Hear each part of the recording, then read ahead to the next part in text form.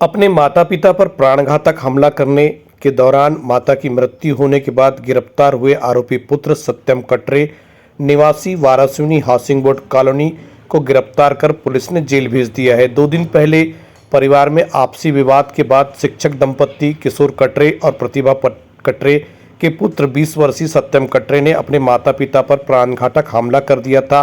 इलाज के दौरान सत्यम की मां प्रतिभा कटरे की मौत हो गई थी, तो वहीं पिता का अब भी इलाज चल रहा है। इस मामले में वारासिनी पुलिस ने सत्यम कटरे को गिरफ्तार कर जेल भेज दिया। जानकारी के अनुसार सत्यम कटरे राजस्थान राज्य के कोटा में पढ़ाई कर रहा था। बीते 4-5 महीनों से घर पे था। एक जानकारी यह भी पता चली कि सत्यम मोबाइल चलाने का आदी था। शायद माता पिता की डांट डपट की वजह से इस तरह का कदम उठाया है। मध्य प्रदेश शासन स्वास्थ्य विभाग द्वारा एक दिन पहले आदेश जारी किया गया कि बालाघाट मुख्य चिकित्सा एवं स्वास्थ्य अधिकारी के तौर पर अब डॉक्टर परेश उपलव अपनी सेवाएं देंगे।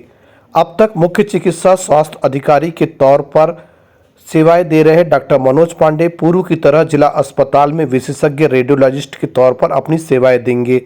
आपको बता दें कि 6 मार्च को पूरे दिन स्वास्थ्य महकमे में इस बात की चर्चा व्याप्त रही कि क्या डॉक्टर परेश उपलव साहब ने अपना पदभार संभाल लिया, लेकिन देर शाम तक कोई जानकारी नहीं लगी। जबकि जानकारी यह मिल रही थी कि सुबह से लेकर शाम तक डॉक्टर मनोज पांडे साहब और डॉक्टर परेश उपलव साहब एक साथ थे। इस दौरान एक जानकारी और भी लगी कि डॉक्टर मनोज पांडे मुख्य चिकित्सा एवं स्वास्थ्य अधिकारी की साइन से दिन भर आदेश निकलते रहे। अब लोगों को इंतजार है कि क्या 7 मार्च को डॉक्टर परेश उपलव साहब मुख्य चिकित्सा एवं स्वास्थ्य अधिकारी के तौर पर पदभार ग्रहण कर लेंगे।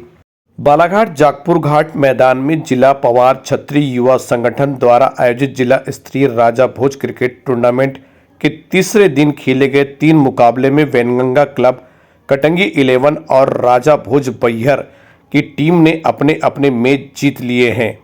समय पर टैक्स नहीं जमा करने के मामले में 2 वेयरहाउस में ताले लगे तो 30 मिनट के अंदर पैसा जमा करा दिया गया। मामला वारासिनी तहसील का है, जहां पर बालाजी ट्रेडिंग और कल्पतरु वेयरहाउस में टैक्स नहीं जमा करने के मामले में वारासिनी एसडीएम के द्वारा कार्रवाई की गई।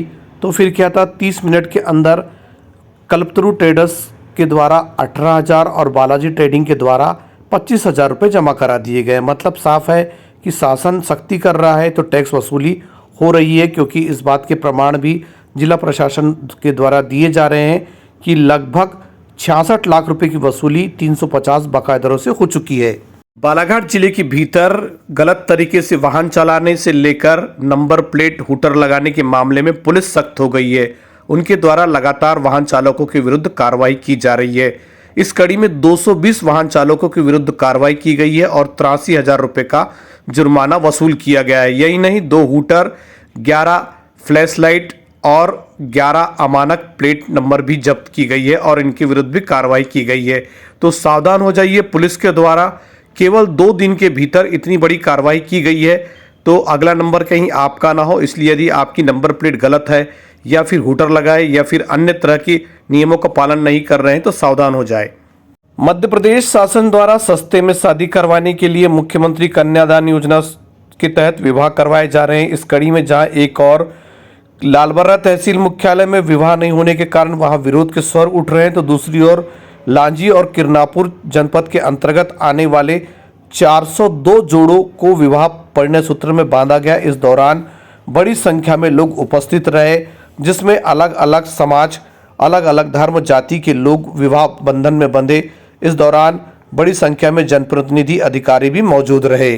केंद्रीय गृह मंत्री अमित शाह द्वारा मिशन 2026 के तहत देश से नक्सलवाद को उखाड़ फेंकने की योजना बनाई गई है। इसी कड़ी में प्रदेश के मुखिया डॉक्टर मोहन यादव द्वारा वीडियो कॉन्फ्रेंसिंग के माध्यम से मंडला डिंडोरी बालाघाट जिले के जिला प्रशासन, पुलिस प्रशासन के अधिकारियों की वीडियो कॉन्फ्रेंसिंग बैठक आयोजित की गई, जिसमें आंतरिक ढांचों के साथ ही अंतर के विकास की बात की गई। जिस दौरान पुलिस के आला अधिकारी, कलेक्टर बालाघाट सहित अन्य अधिकारी उपस्थित रहे, जिन्होंने इस बैठक के दौरान महत्वपूर्ण चर्चा की और विकास के लिए नई रूपरेखा तैयार करने की बात कही।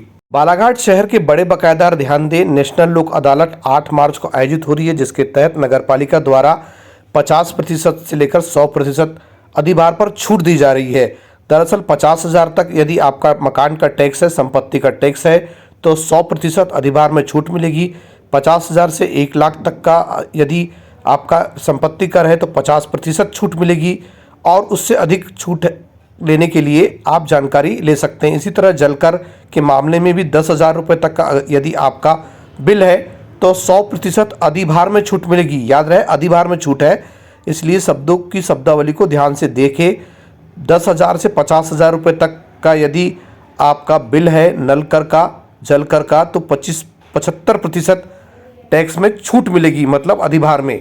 देश के उत्तर भारत में हो रही बर्फबारी का असर बालाघाट में भी दिखाई दे रहा है। मौसम विज्ञान विभाग ने 9 मार्च तक की अवधि के लिए बालाघाट जिले में मौसम की पूर्व अनुमान की जानकारी साझा की है। इस दौरान अधिकतम तापमान 30 डिग्री तो न्यूनतम तापमान एक बार फिर ठंड की तरह 13 और 14 डिग्री रहने की संभावना है। जैसा कि 5 और 6 मार्च को तापमान न्यूनतम 13 डिग्री था, तो आगामी 5-6 दिनों के दौरान भी तापमान 13 डिग्री और 14 डिग्री तक रहने की संभावना है, लेकिन इस दौरान दिन का तापमान 35 डिग्री तक जा सकता है, जैसा कि अनुमान बताया जा रहा है।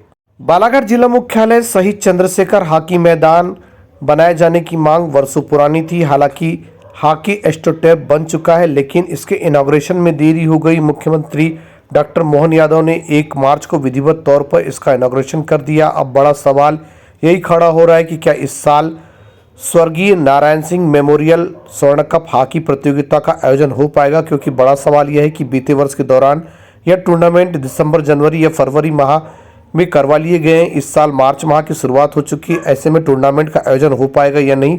वर्तमान समय में स्कूलों की परीक्षा चल रही है, परीक्षा प्रभावित ना हो, मौसम गर्म हो चुका है, ऐसे में क्या हॉकी की अनुमति मिल पाएगी या फिर इस साल हॉकी का टूर्नामेंट नहीं हो पाएगा। एस्ट्रोटर्फ पे अगले साल टूर्नामेंट होगा, इस बात का इंतजार करना होगा।